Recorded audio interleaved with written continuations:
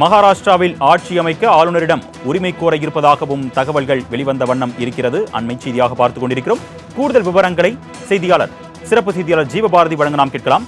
வணக்கம் ஜீவபாரதி. மகாராஷ்டிரா அரசியல் களத்தை பொறுத்த வரைக்கும் அடுத்த கட்ட நிகழ்வுகள் என்னவாயிருக்கும் விவரங்கள்? மகாராஷ்டிரா சட்டப்பேரவை தேர்தலில் தேசிய ஜனநாயக கூட்டணி கிட்டத்தட்ட 230க்கும் மேற்பட்ட இடங்கள் கைப்பற்றிருந்தாங்க.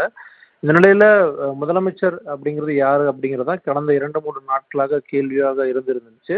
இந்த தினம் நேற்று இரவு குறிப்பிட்டு தேவேந்திர பட்னாவிஸ் மற்றும் பாஜகவில் இருக்கக்கூடிய மிக முக்கியமான மூத்த தலைவர்கள் டெல்லியில் இருக்கக்கூடிய அமித்ஷா அவர்களை நேரடியாக சந்தித்து பேசியிருக்காங்க.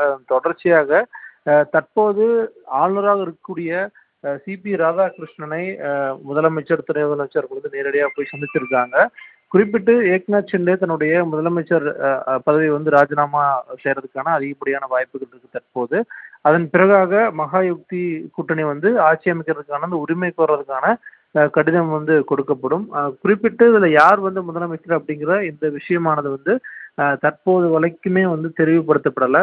பாஜக தான் இந்த மாதிரி தேவேந்திர பட்னாவிஸை முதலமைச்சர் நாட்களில் அமர வைக்கணும் அப்படிங்கிற அந்த ஒரு திட்டத்தோடு இருக்காங்க.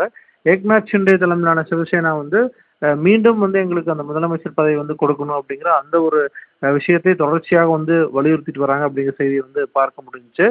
இருந்த போதிலும் கூட முதலமைச்சர் பதவியை பாஜக தக்க வைத்து துணை முதலமைச்சர் அந்த பொறுப்புகளை 2 பேருக்கு, அதாவது ஏக்நாத் ஷிண்டே மற்றும் அஜித் பவார் ஆகிய இருவருக்கும் வழங்கப்படுறதுக்கான வாய்ப்புகள் அதிகமா இருக்கு. அதே போல ஏக்நாத் ஷிண்டே தலைமையிலான சிவசேனாவுக்கு கிட்டத்தட்ட 12 அமைச்சரவை இலாக்காக்களும், அதே போல அஜித் பவார் தலைமையிலான தேசிய காங்கிரஸ் கட்சிக்கு கிட்டத்தட்ட 10 அமைச்சரவை இலாக்காக்கள் கொடுக்கப்படுறதுக்கான அதிகப்படியான வாய்ப்புகள் இருக்கு. அது தொடர்பான அறிவிப்புகள் இன்று மாலைக்குள்ளாகவே வர்றதுக்கான வாய்ப்புகள் இருக்கு. அருணேஷ், கூடுதல் விவரங்களுக்கு நன்றி ஜீவபாரதி.